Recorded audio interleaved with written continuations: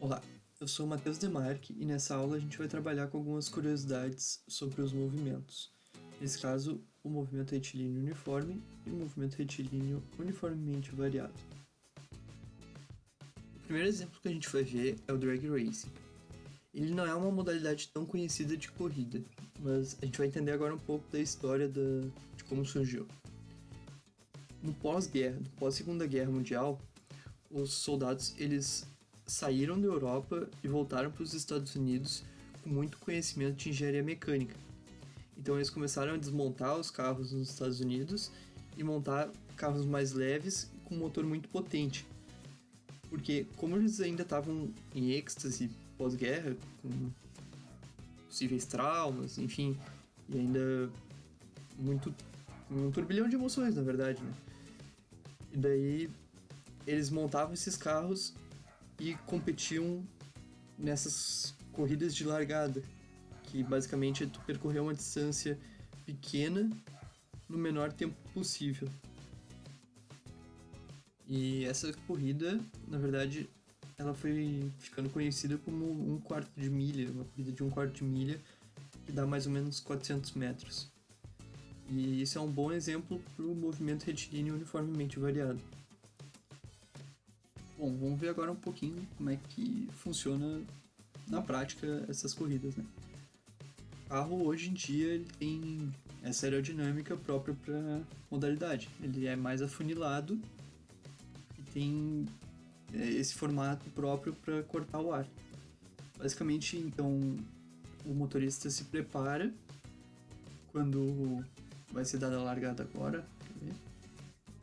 É dada a largada, ele acelera o máximo possível e ele percorre os 400 metros no menor tempo possível. Nesse caso ele foi 4,55 segundos. E agora a gente vai ver o quão acelerável ou o quão veloz esse carro pode ser. Vamos fazer uma continha para a gente descobrir qual é a aceleração dele. Se pesquisar na internet, a gente tem que a velocidade média desses carros chega a mais ou menos 430 km por hora. Se a gente converter para metros por segundo, que a gente viu nas aulas anteriores, é só dividir os 430 km por hora por 3,6. Isso vai dar 119,4 metros por segundo. A gente também viu nas aulas anteriores que a fórmula da aceleração é a variação da velocidade dividido pela variação do tempo. Então, a gente vai ter a velocidade final menos a velocidade inicial, dividido pelo tempo final menos o tempo inicial. E a gente tem esses quatro dados. A velocidade final a gente vai considerar como 119 metros por segundo. A velocidade inicial é zero porque ele estava parado. O tempo final é 4,55, como a gente viu no vídeo. E o tempo inicial é zero.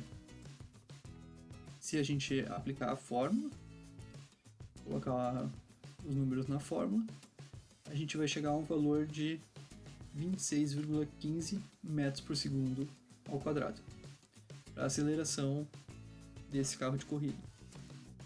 Tá, então, para serviço de comparação, o quão veloz é esse carro de corrida em comparação a um carro popular? Nesse caso, eu peguei os dados da ficha técnica de um Renault Sandero 2008. A gente vai utilizar o mesmo raciocínio. Eu peguei os dados da ficha técnica do tempo que demorava para o Renault Sandero chegar de 0 a 100 km por hora. Então a gente vai ter uma velocidade inicial e uma velocidade final. A velocidade final, convertida que nem a gente fez anteriormente, vai ser de 27,7 metros por segundo. A gente vai aplicar a mesma fórmula, a variação da velocidade dividido pela variação do tempo. Eu arredondei a velocidade final para 28 metros por segundo e o tempo que ele demora para percorrer é de 13,8 segundos. E esse dado do tempo foi retirado da ficha técnica. Realizando essa divisão, a gente vai chegar que a aceleração do Renault Sandero é de 2 metros por segundo ao quadrado. Então isso vai nos mostrar que a aceleração do carro de corrida ela é 13 vezes maior do que a aceleração do Renault Sandero. E é bom também a gente lembrar que essas contas que a gente fez tem algumas aproximações, tem alguns descontos, então a gente tentou aproximar o máximo do real, mas pode ser que não seja o valor exato da realidade. Vamos trabalhar agora um pouco com a maratona, com a corrida. Normalmente na maratona os maratonistas eles sempre mantêm uma velocidade constante durante toda a corrida, porque isso faz com que eles mantenham um bom desempenho. Essa oscilação entre variar muito a velocidade, ou correr mais ou correr menos durante o tempo não é bom para eles. Então, como eles mantêm uma velocidade constante, esse pode ser um exemplo de movimento retilíneo uniforme, ou MRU. É claro que aqui eu estou fazendo uma aproximação como se a maratona fosse uma linha reta, mas sim, tem várias curvas com que faça com que o movimento deixe de ser retilíneo. Depois a gente vai trabalhar com a questão da velocidade ser um vetor, então ela vai ter direção, sentido e um valor escalar. Mas nesse caso aqui, então, a gente vai considerar como se a maratona fosse uma linha reta de 42 km. O recordista mundial é o queniano Eliud Kipchoge e ele percorreu a prova em 1 hora e 59 minutos e 40 segundos.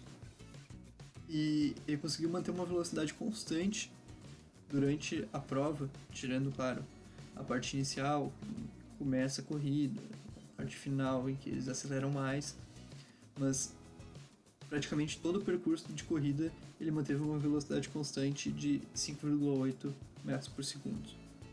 Então isso vai nos dar um bom exemplo numa situação de MRU, do movimento retilíneo uniforme. A serviço de comparação, uma pessoa normal correndo demora entre 6 e 7 minutos para fazer 1 km, ela vai manter uma velocidade de 2,7 metros por segundo. Então, esse queniano ele tem o dobro da velocidade de uma pessoa normal durante 42 km. Então, para finalizar, uma dica para quando vocês forem viajar e quiserem saber quanto tempo vai demorar para chegar até o destino, a gente pode usar a fórmula do MRU e considerar que, como nas rodovias sem limite de velocidade, a gente considera que o carro vai se manter a uma velocidade constante no limite da rodovia. Por exemplo, se eu quiser ir de Porto Alegre a Osório, dá 103 km. E se eu for pela Freeway, que tem um limite de velocidade de 110 km por hora, a gente pode calcular quanto tempo vai demorar essa viagem.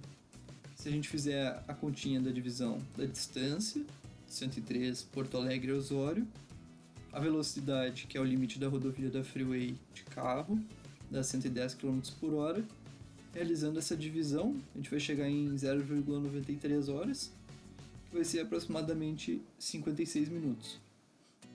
Então, esse é mais ou menos um macetinho para saber quanto tempo de viagem vai ter. Nessa aula é só. Então, muito obrigado por assistirem e até a próxima.